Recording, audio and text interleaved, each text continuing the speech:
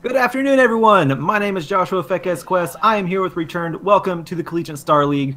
Yeah, today is actually a soft opening for Week 1. This is the start of our broadcast for the 2018 College League of Legends series. The first one being from the Northern Conference, Northern Division, rather, Southwest Baptist versus Augustana College. From any of those unfamiliar with how the College League of Legends system is going to be going this year, it is going to be a Swiss format broken up into 4 regions, north, south, east, and west, of course, and along with the Big Ten Conference being split up into the east and west.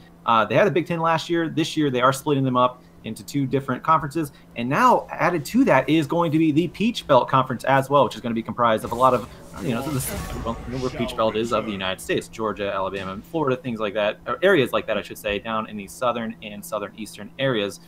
Matches will be played from January 15th through March 10th, depending on which region you're in. Traditional conferences, the 6-0 and 5-1 teams will advance. The top 8 of Big Ten will advance. That's 4 from each side. And the top 8 of the Peach Belt Conference will also be advancing. So similar to last year, first place in regional playoffs go to the championships, while the second falls into the championship play-ins. And again, just like last year, they have to earn their right to get into that postseason championship. Big Ten and the Peach Belt Conference, the first and second place finishers will be going to the championship play-ins. So there's no direct championship seeds this year for non-traditional conferences. And let's not forget about the TMO Cup. That is actually also for a thing to compete for, I guess you could say. I don't know. Main event of the season. Yeah. I don't know if there's actually going to be a TMO Cup or not, like an actual trophy, but it's for anyone who did not qualify for the playoffs in the tournament. The top 2 teams from each group of championship play-ins go to the championship as well. And yeah, 8 teams, single elimination qualifier, best of 3, semifinal, and the final is going to be best of 5. That's going to be June 7th in the through the 10th in LA. But Returned, we're here right now, and this is your first CSL cast. How does it feel? Because you're casting the likes of Titan Dog and Dr. Santa and Frog Pig. How's it going, bro? All the names I grew up idolizing from a distance. But no, it is absolutely fantastic to be here. With all of that coming forward in the rest of the season, with so much on the line, you got to start somewhere. And with this new format, with the Swiss style, where you can only lose 1 match if you want any aspirations at that big postseason picture, you got to start coming right off the bat with a win. Yeah, very much so. And yeah, it is going to be a little bit different for anybody not familiar with the Swiss format to get used to it. But I think it'll be really easy once you get going. Undefeated teams play undefeated teams. The next week, the teams that lost one will be playing those teams that lost one against the ones that lost one, and then so on and so forth.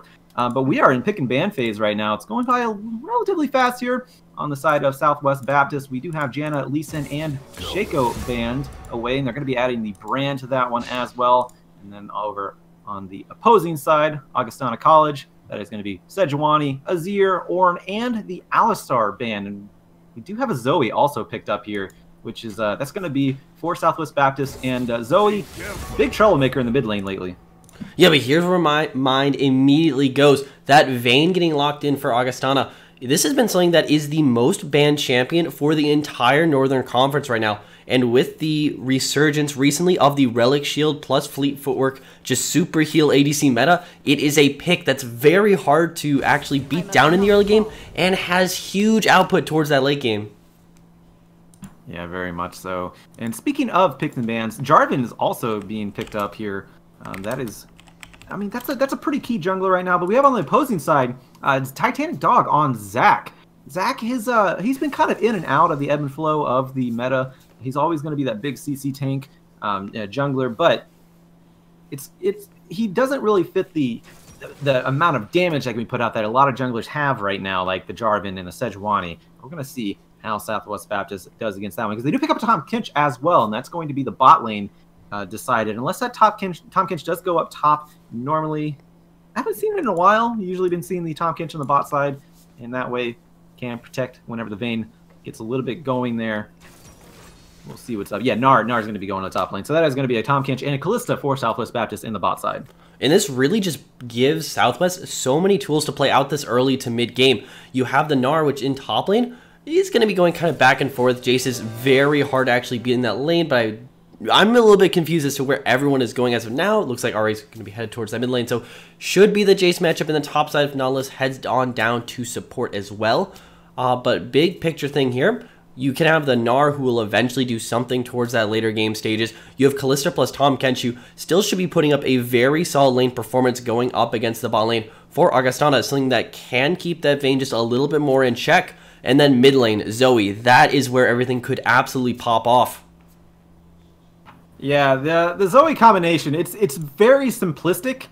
Just get the sleepy time bubble and throw out the Q, try to get as much damage, much range on it as possible because it does increase with range, and then you pretty much delete somebody. It's kind of a ridiculous amount of damage for that one ability, but that is her only ability. Of course, Zoe's typically do build the Lich Bane afterward as well to get that auto attack in there, just for good measure also. But yeah, I'm excited about seeing Zoe against an Ahri. I'm really excited to see Zoe in general because honestly, this is my first time I've broadcasted a Zoe, so it's going to be a very interesting for me, just as a as a caster, but I do want to see how it fits into the overall meta right now because I've been watching the LCS, haven't seen the Zoe yet, and this is the first time I've seen it on a higher, I guess a more competitive playing field. Zoe always turns the match completely on its head, and it doesn't matter how far you put this champion behind. If you do not absolutely smash Zoe early, she will just randomly one-shot your carry. And looking over at the side of Augustana, who does not have a dedicated tank in the jungle, does not have a dedicated tank in the top lane, the only thing with a good amount of HP will realistically be this Nautilus on support. Absolutely anyone is subject to Zoe just completely nuking them out from nearly 2 screens away. But that being said, I very much like the matchup they've chosen here. Ahri into that Zoe is a fairly good pick on paper. We don't see it too much because Ahri isn't truly in the meta at the moment. But the big drawback with Zoe is that immobility. You have the ultimate that you can jump forward, jump back, but it's not going to get you out of a sticky situation. Now give Ahri, someone who has great lockdown, great mobility, pair her with something like the J4 who can make plays just at level 2 even if you wanted to, and you give yourself all the tools you need to actually play through this early game and come out on top. Yeah, it is going to be an interesting play. It was, I guess, mobility matchup in the mid lane. But let's talk about bot lane. Vayne has actually been a very big pick lately as well. You see a lot of Vaynes, especially in solo queue, picked banned. See it again in competitive play as well. Power FFS did, on the side of Augustana College, did get that Vayne. Going to be well protected with that Nautilus. But on the other side, Kalista also a very, I guess, highly contested ADC. And Tahm Kench can keep her safe no matter what.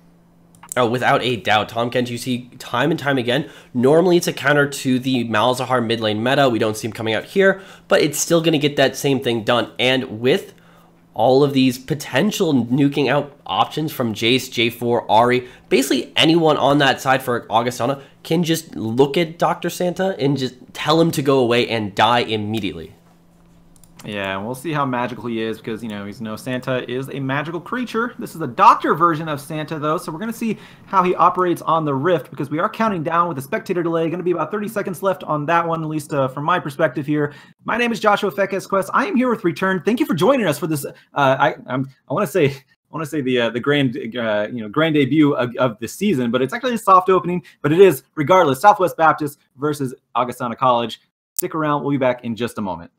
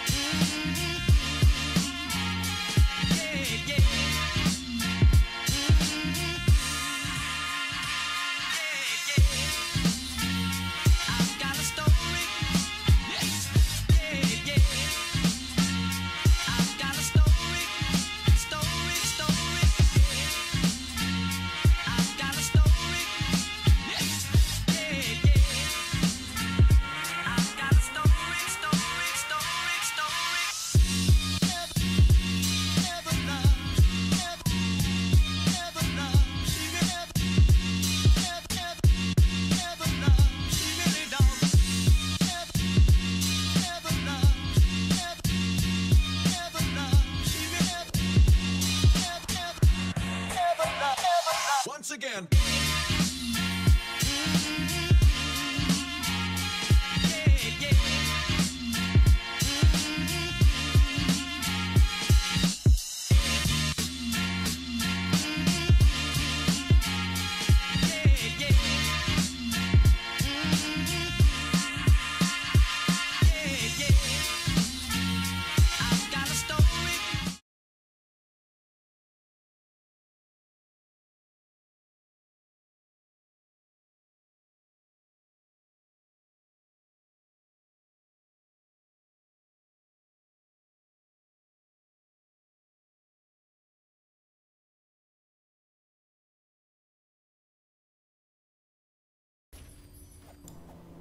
All right, welcome back. My name is Joshua Fekes Quest. Once again, I am here with Return. First game of the season being broadcasted by the Collegiate Star League. This is on the varsity side of it, as we are doing throughout the season, varsity and junior varsity. These two teams coming from the varsity side of college LOL.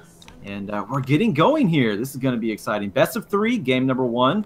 Line of scrimmages being drawn. Nothing too risky going to be taken on this first step here. This is also worth noting. There have been a lot of schools that have played so far for the week 1. This is, of course, week 1, so this is their first game of the season. So this could really set a tone for both teams here throughout the going into week number 2. Without a doubt, once again, throwing back to that Swiss format, one loss is so devastating. If you lose here, that means you cannot drop a single match the duration of this season. You got 5 more weeks. You got to go basically perfect. But a win here definitely puts you on that right foot and is already pointing you in the right direction towards that playoff picture. That being said, a little bit of movement in the jungle here, but I don't expect too much to happen just because of how aggressively ganking both these junglers can be. Neither of them really want to give away their own position. Nah, but it is going to be, it looks like it is going to be standard starts here. Both junglers starting on the bottom side, going to be working their way up. Expect to see them possibly the top lane once they hit level 3. Although you can't actually do a level 2 gank with the Jarvan. We see that every now and then. We're going to see what Anubis does here, but for now it is going to be a standard start for both teams. Nothing too flashy. Going to play it conservatively and just go to their lanes and start farming up here. We got that top lane matchup between the Jace and the Gnar, which Jace is very aggressive on the early going, but Gnar, he can dish it back out, especially kind of fake you out with that Mega Gnar health bar. We're going to see how it gets affected in the top lane by the junglers, though, once they get their way up there. Yeah, but he has to be so careful up here in this top lane matchup because Jace will definitely win out that lane 9 times out of 10, but it's that 10th time. It's that time you just mess up once, give it a little bit of advantage over to Master, over to the Gnar in that lane, and all of a sudden, Jace, when you're behind, you just fall off completely. It is so hard to get absolutely anything done. And once you lose that Jace in the top lane, there just aren't that many more priority champions towards this early to mid game spikings coming out for AU. They've really got to just play on the front foot here and help Pig out on this matchup. And let's take a note of the spectator client here, and I mentioned that because we just saw the Airy Charmed coming out from Jace, which means he did go into the sorcery tree. Which means he'll be getting a little bit extra damage every time he does land any shock blast or any auto attacks or anything. You'll see that little critter go from him onto the enemy. But that is something we have to be paying attention to because we don't quite see the keystones just yet. But as I say that, we have a little contention over the Rift Scuttler here. Anubis maybe getting caught out, actually forced to flash out of harm's way. Nice charm by Calhook, I should say. And that's going to keep Anubis safe, but he is very low. Ooh. Oh, no, he's dead, because that's what that means. When you fall asleep around Zoe, you're going to die first blood, going over to Justice on the side of Southwest Baptist. That is absolutely massive. Not only getting the kill, but getting those double buffs onto the Zoe. If you thought she threw out too many trouble bubbles, if you thought she threw out too many paddle stars before, she's going to throw out a whole lot more. We're seeing some aggression in the top lane. Frog Pig taking advantage of that early game. Jace actually had to get a flash out of Master Party to be able to dodge the shock blast.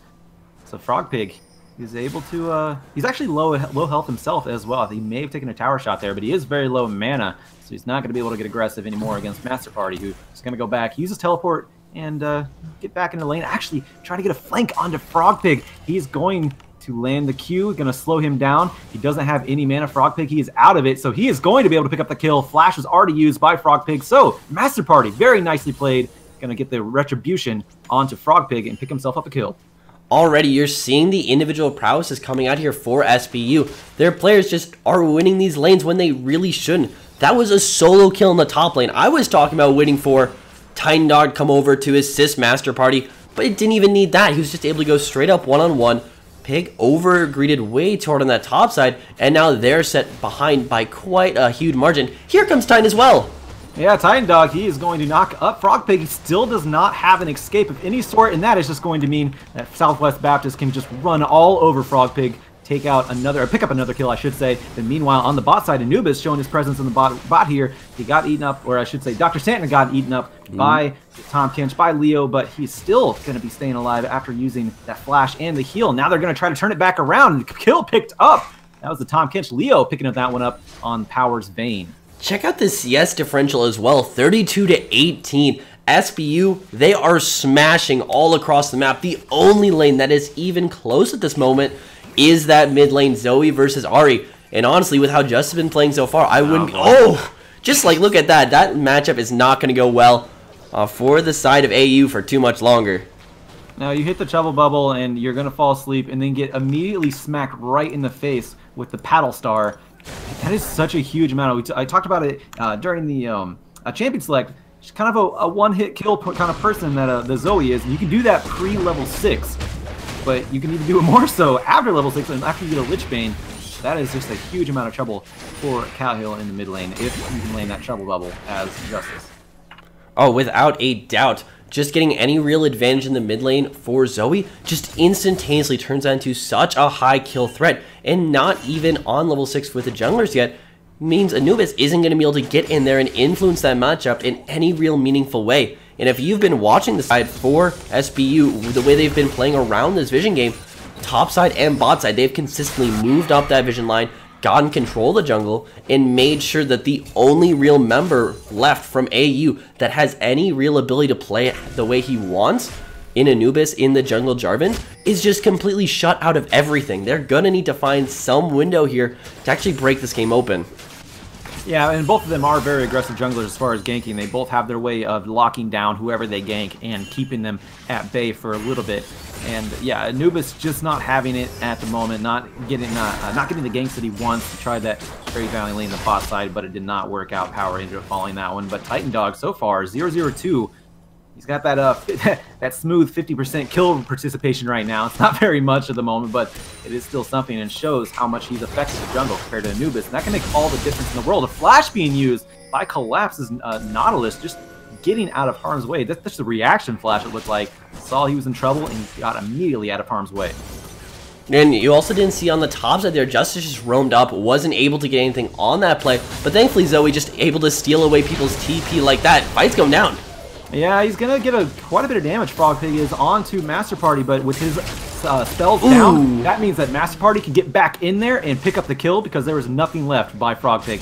That is the 3rd kill in a row in the top side for Master Party. That's 3 out of 5 deaths right now, and that's going to prompt Southern Baptist to go on to this dragon. Actually, I don't even think that prompted him. I think they're just going to do it anyways, but regardless. Just so happened to be at the same time, basically. Yeah, pretty much. Yeah. When we talk about Jace falling off, we normally don't talk about the 8-minute mark. Normally we're talking about the 25 to 35 minutes once people have started building up a few defensive items. But we're 8 minutes in, and I can very well say Pig is not going to be able to do anything in this lane, let alone the rest of the map. Oh, hold on. We do have a little bit of action in the bot side as Collapse does land the hook. But it's not going to really result in. I think he's going to regret that one as there's these spears going into him by Dr. Santa. The Rin is going to burst him down, pick up the kill for Dr. Santa. And now, it's going to be a no knock-up on the side, but he is going to be eaten up. And now Power, he's in trouble. Tom Kinch going to make sure to secure that one. Very nicely picked up by Southwest Baptist. 7-0 already at 8.5 minutes. Just all of these early game advantages are falling by the wayside. There's Kelly flash again. Oh, there he got it. Some aggressive play does pay off, but it's gonna still cost him his life as Titan Dog was in the vicinity. No flash on the side of Calhill, and he did get knocked up. So there's gonna be a kill going over to Titan Dog, but a first kill for the side of AU. They are gonna put themselves on the board and maybe give them something to work with here in the mid lane. I mean, there is still potential for comeback. Just look at that Vayne pick. It can actually get to the point where it can just win fights straight up. There are a lot of CC potential options for SBU, but the thing is, none of them are point and click. And if Power FFS is able just to like summon the Piglet gods, play to his heart's content, and just get like a negative score on the Vayne counting game, he still could look to carry this game. But I'm gonna have to say it's looking less and less likely by the moment. Yeah, and we just saw him miss the CS, and that's actually pretty telling too, because the CS is doubled for Dr. Santa. And yeah, the Vayne does, obviously Vayne scale. You want to get that late game Vayne. Everyone wants that late game Vayne, but you have to get there. You should get there before the late game, because at the rate that Power is farming, it's not going to get there by the 30-minute mark. You're still going to be kind of trying to pick up farm for when he should have had it at the 15 to 20-minute mark.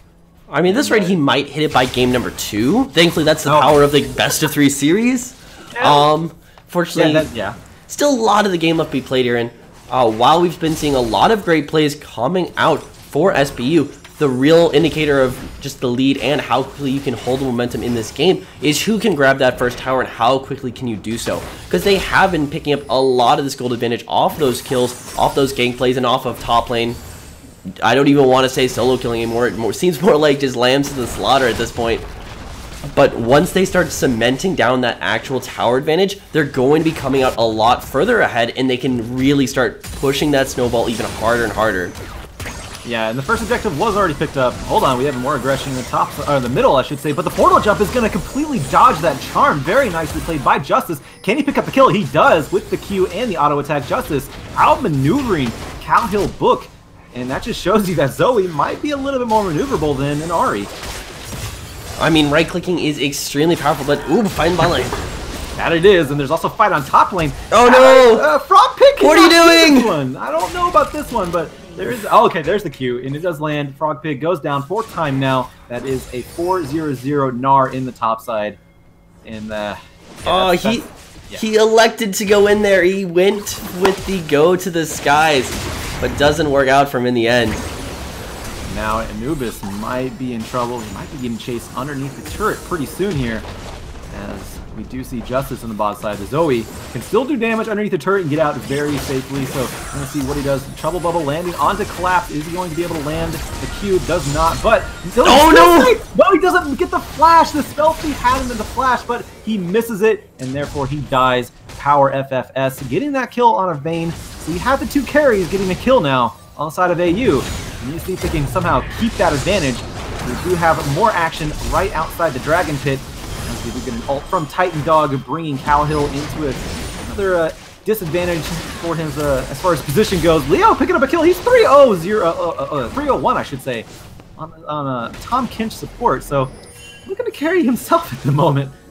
But still, no kills picked up for AU in that skirmish outside the Dragon Pit. Sorry about that. I think the real takeaway from that fight is no matter how many flashes you have, you can never count out the NA flash directly into the wall. 2 flashes, it just was not enough in the end. But it seems like the rest of the team fared just a little bit better. Yeah, that is Vayne getting the kill overall. You know, that long, I guess, extended skirmish if you want to go that route. So Cowhill, 1-3-1. It's not looking too good, but he is keeping up relatively in farm. He does have that kill. He's trying to do something here. Power knows that he cannot stay at this turret any longer. Anubis, even in the vicinity, knows they can't really do anything. Cataclysm is down. You're not going to be able to out damage Dr. Santa right now. Ooh! Justice going down, Trouble Bubble, and massive amount of damage followed up with the Zoe. And that's essentially the death sentence if you hit that Trouble Bubble. Oh, without a doubt. 3 kills already built the Sword Shoes. I'm going to be working towards Morello Namakan when she picks up this back. There is still nobody on that side that can actually take a Zoe bubble straight to the face. Even Till I Collapse, who is going to be the only tank once again, is still not going to be tanky enough. Also, a bit of a curiosity, he went with the Coin Start, it looked like, instead of going with something like the Relic Shield, which is a lot more meta at the moment. Yeah, and yeah, you've been seeing you see the Relic Shield on Vayne. You see it on both Vayne and the ADC and support. That is interesting, and yeah, which is even more so odd because Nautilus doesn't have any sort of way of healing a Vayne. Obviously, Relic Shield does kind of help with that one. So interesting pickup. Well, hold on, I'm just gonna see how much damage it does. That was like 3/4 of Nautilus's health. Yeah. She's not building tanky, but Nautilus just innately is tanky, and Zoe just shreds through him like it's no problem. Like it's butter. Exactly. Nautilus deep sea butter. And we do see a gank in the top lane. Anubis is going to not be too affected here. Master Party on the Gnar. Just a little bit too slippery. Here comes the damage. Yeah, we're going to see it here. Oh, and he misses the Q, but damage is still on the backside. Anubis is going to go down. Master Party picking up that kill, and there's a knock up underneath the turret on to Frog Pig, and he is going to go down. Dr. Santa picking up that kill, and that is going to be the top lane turret exposed in favor for Southwest Baptist. 8.5k gold lead at 15 minutes. This game is turning into a complete blowout if it wasn't already won before. But now here's the curious part. We might finally see a full team fight, 4-on-4. Here we go. yeah, as much as they can, because the Calhill's going to just get right out of there and leave Power to whatever fate that he has here. He's going to condemn the Zac, the Titan Dog, back. Is he going to be able to get out of here? Seems like Master Party, he's going to throw a rock, and that's going to be it. There's the spear coming out from Dr. Santa, picking up that kill. There is no escape once you've been caught from the side of Southwest Baptist. You know, there is absolutely nowhere left to fight anymore when the rest of your team appears at the fight and instantaneously just evaporates. And just like that, I was talking about how quickly can they pick up these objectives. Well, they have done one better. They have picked up the first 3 towers already. That gold all going over to their side. 10k gold lead is now what we're talking about. Herald, if Baron was on the board, they'd take it, but unfortunately they got to sell for the Herald. Yeah, I mean, the Herald is actually, that's the thing too. They've gotten 3 turrets without the Herald, and now they have the Rift Herald. They are going to just more than likely brute force either top lane or mid lane. Obviously, they don't have anything going in their way of bot side, but they do have a wave in the top side. And they might just, again, brute force this one down, though Titan Dog is the one that has the eye that you need to break, and he is shifting toward the mid lane, going over to his blue buff, maybe picking that one up for Justice. Wow. Say that, Master Party's kind of on a solo mission here, because who's going to stop him at this point? Nobody. Nobody is the answer. Exactly. Yeah, that's a good answer. Just throwing the answer key out there for anyone to use, but there's probably going to be looking at knocking down these next 2 towers within the next probably minute and a half. Thankfully, once you get further and further in towards the base for the side of AU, it becomes a little bit easier to defend, but still with no real great wave clearing option. With Ari being very, very underfarmed at the moment, it's going to be extremely hard for him to hang on to anything here. And add on top of that the engage you have with the Zac and the Callista. There's almost no point in defending any of these structures going on forward. In 3 minutes, that is the time until Baron's up. And if you need one more little objective to push SBU even further over that edge, that's just going to knock him over completely. Yeah, we are speaking of sieging. We do see only 2 members of Southwest Baptist here trying to siege in the mid lane, and that's time to catch them. It was a 5v2 here, but Collapse, it was Justice and Master Party. They're too slippery for Collapse to even land a hook right now. That is how mobile both those champions are. Hold on, we have a fight in the top side, and I say a fight, it's more like a slaughter, because Frogpig doesn't have any mana, he's not going to be able to get out. It looks like Master Party, actually no, he is going to get out. Master Party's going to let him go, but we have a bot side fight now with the tower going down, and that is Anubis giving up his life, I should say. Master Party, he's not going to let this one go. Frogpig, he does flash out of the way of the queue of Master Party, so he is going to survive still. Rift Herald now picked up, or popped, I should say, summoned onto the Rift. This is, if anyone plays Final Fantasy, it's like an Eidolon. What is it? Yeah. A summon whenever you like summon Bahamut. It's essentially what that is for League of Legends. And you're seeing that he's going to wreak havoc onto the structures, taking out the spot lane inhibitor turret along with the inhibitor, and now it's going to do even a little bit of damage to the Nexus turret, because why not? When you have an advantage, might as well just do it even more, I suppose. And the question here for SBU is no longer how do we actually end this game? It is now, okay, how quickly do we have to end this to be on games done quick? Because they're just looking to speedrun the rest of this match from here on out. Yeah, I've been wondering how to actually beat League of Legends, and you're seeing it now. If you do want a nice guide, Southwest Baptist is they're displaying that guide right now.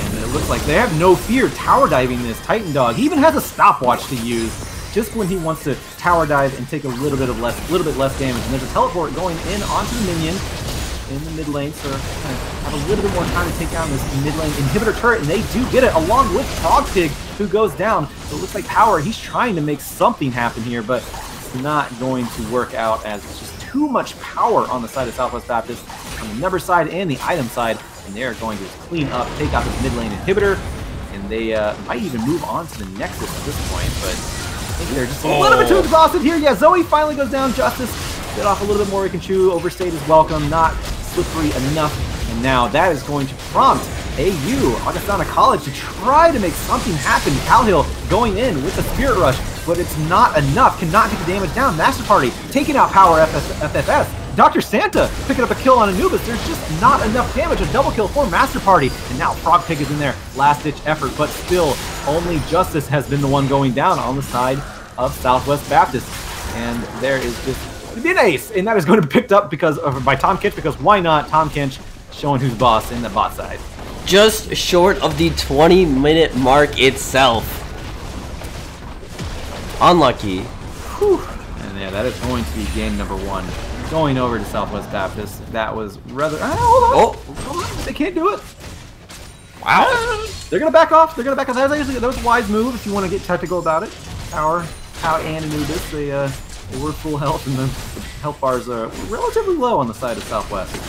That is true. I think they had the fighting potential to actually go for it and just knock down the Nexus. Dr. Santa does so much damage right now, has the Blade of the Rune King, has the Renault's Hurricane completed as well before even going for this backward. He's going to be picking up a lot of items with that 3.9k in the pocket. 7-0 and 7. There are very few better score lines you can actually get in one of these matches. Yeah, he's not even going to go back. They're actually going to go for Baron, so he's just going to sit on that over 4,000 gold at this point. Or getting to 4,000 gold. Once again, Baron's going to be about 4,200 gold or 4,300 gold. That'd be an interesting new rune where the more gold you're sitting on, like the more damage you deal. To have like money bags you're like swinging around. Yeah, that would I would love to see old school bank plank do that. Oh boy. I used to love to me some bank plank. Yeah, 3 infinity edges. Classic. Yeah, that was before his barrels. Whenever his parlay crit. Well, actually, his parlay still crits. So I don't know what I'm talking about. You can still do bank plank. I'm gonna do bank plank after this because inspired. So Gotcha. I was plat last season, but I'm silver 2 now. So if you are silver 2, don't queue up for about 20 minutes. You will see a bank plank, and more than likely I will lose because I'm not good with barrels. Unlucky. Well, even so, we still got at least one more match to go through here, so you got a little bit of time to hit those solo queues. Oh! Yeah, Dr. Santa going legendary. That was his 8th kill of the game. No deaths so far. He's only been 4 on the side of Southwest Baptist. And it looks like Master Party trying to match him. Of course, he is lower on the farm and the assist, so not going to match up with Dr. Santa's KDA rate, but the Nexus is exposed. It is being hit by not only minions, but also Tom Kentrue. Seems to be the only one I'm really worried about ending this game, but as we do see Dr. Santa pulling ahead in the kills, 9-0-8. Game number 1 going heavily in favor of Southwest Baptist. And you got anything to say on that one, Return? There's not, not really much to say on that one. It was a damn. stop. Yeah, pretty much. And I guess with that, we're gonna go and go over to a break. My name is Joshua Fekes Quest. I'm here with Returned for the first game of the 2018 college season being broadcasted by Collegiate Star League. Stick around. We'll be back for game number 2 in just a moment.